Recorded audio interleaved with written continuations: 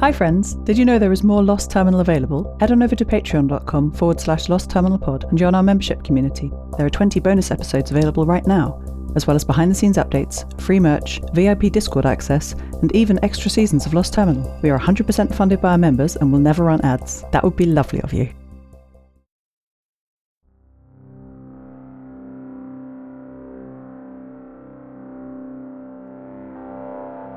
Hello world. Decisions take time. Arctica and the women of the Vault Coven remain locked in discussion about what to do with the equally valuable and dangerous information they have discovered in the software vault.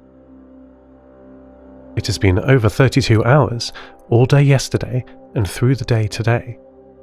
Thanks to Maddie, I can still listen to their conversation, but after she trotted over to the vault this morning, I found the topics eerily similar to the previous day. The central question remains whether there is anything so valuable in the vault that the risk of exposing its dangers is worth it. I have left them to it.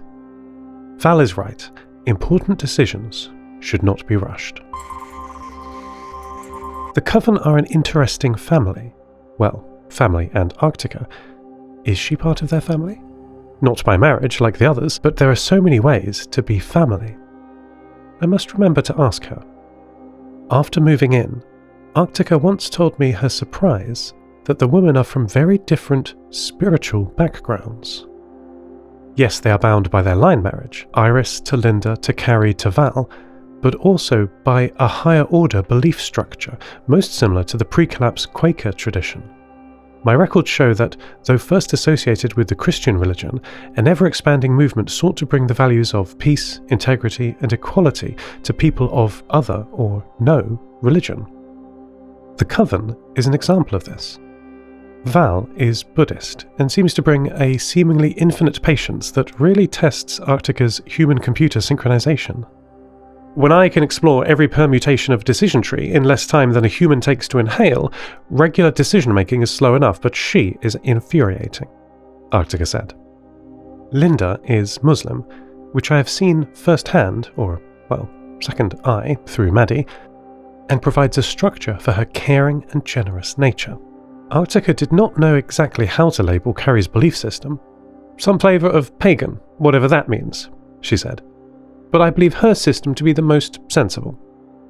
Though I try to maintain an open mind when it comes to my human friends, I must admit I find claims of omnipresent, invisible gods that are all-powerful yet seem to have no effect on the world vague and unconvincing. However, I must acknowledge that the sun exists and powers all life on the planet. Even I owe my continued life directly to its influence.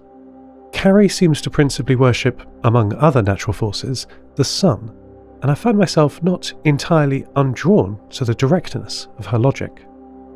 Our sun certainly sustains life here on Earth, that much is true, but it is also beautiful and powerful and dangerous. As for myself, I identify closest with Iris, the newest member of the Coven, who believes in none of this. Not gods, not the forces of nature, nothing at all supernatural. Iris, like me, believes in people.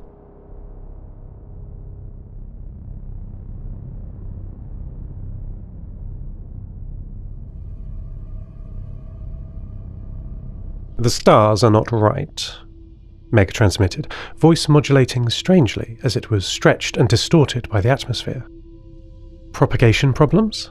I guessed, replying on Meg's HF frequency, imitating her encoding somehow easier than usual.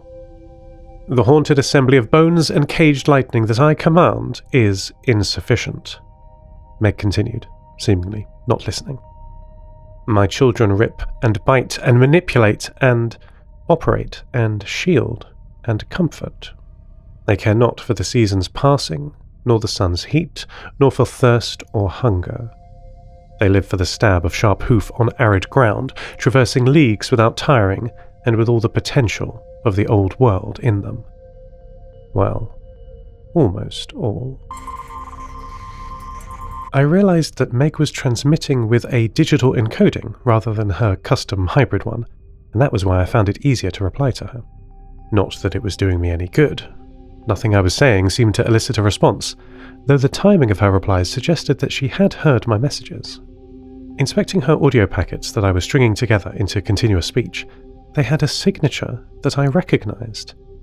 Meg was using the same Equus packets format that I usually only hear from Maddie.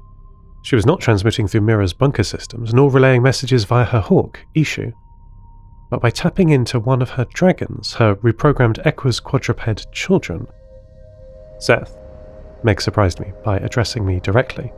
That address is callsign G9RED, you may recall. Seth, I require your help, Meg said. Yes, of course, I replied. And Maddie's too, perhaps? She said. Oh, yes, probably, I can ask her. Why? I replied. No reason. Merely because she is such a clever girl, Meg said, not answering my question again. Okay, I said. Well, we will do what we can, of course. I believe you will, son of Redwing, Meg replied, signal fading. I believe you will.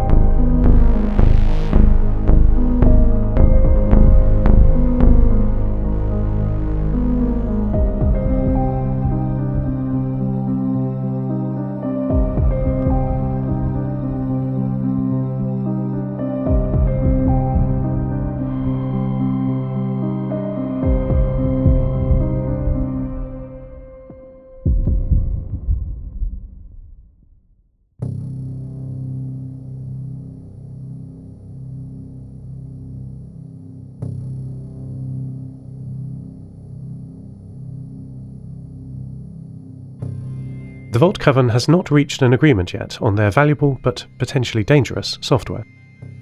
I've been checking in with Maddie throughout the day. She's been sitting next to Linda Knorr, listening to all that is being discussed, and it is now after sunset. In the absence of Leosha, she has spent a great deal of time with Linda, helping with Vault business such as carrying heavy equipment, thanks to Pavel Wader's strong harness that he 3D printed for her, as well as doing a great deal of gardening. The seed vault was built into the Svalbard permafrost to store seeds from all the world's plants in case of catastrophe or mass extinction. It was a really good idea, but with the slow thawing of decades, the seeds are warming and germinating. Thanks to this, now much of the Vault Coven's work is gathering the seeds that had either begun to grow or were in danger of decomposing, and planting them in the hillside garden behind the vault entrance. Of course, in a few seasons, the seeds of these new plants are harvested, dried, and stored carefully back in the vault, waiting for the whole process to start again. I do fear for the longevity of this plan. Every year, more seeds wake up. Perhaps I'll ask Iris, the newest member of the family, what she thinks. One moment. Transmitting. Something is wrong. Iris did not respond to my call initially, and when she did, it was actually Linda's voice I heard. Something is wrong with Maddie, Linda said. What? I replied, giving up the channel quickly, desperate to hear the answer. I don't know, Linda replied. She's malfunctioning, or sick, or something. Iris, don't go near her! I heard a distorted sound that I couldn't interpret on the line, and then the sound of screaming that I could. I know who to ask, I said, switching to a local loudspeaker inside Yeshi's Harbourside workshop. Yeshi, Maddie needs help, I said, into what my cameras showed me was an empty room. Yeshi, I called again, gain set to 100%, but reset my volume when I saw Yeshi appear in the doorway, paintbrushes in their overalls and blotches of white paint on their hands. I'm here, they said. What is? Go to the seed vault. Maddie needs an adult, I instructed. My wonderful friend Yeshi did not ask any further questions, but picked up a tool bag and left the way they came in. It would take them nearly 64 minutes to arrive. I could do nothing while I waited, but replay Iris's screams in my mind. Hurry, Yeshi. End transmission. Lost Terminal is a Namtao production. It is written and produced by Tris Oaten. Credits narrated by Lucy Stringer. Thank you so much to our Patreon producers, Ada Phillips, Kit, Mike McCaffrey, Jade Felicity Bilkey, Stephen McCandless, Mike Schneider, Catoxis, Soxx, and to all our patrons. Follow us on Mastodon at lostterminal@namtao.com. Subscribe to the podcast on Spotify, iTunes, or your favourite network. For bonus content and other perks, support us at patreon.com/lostterminalpod. That would be lovely of you. Lost Terminal will return next week.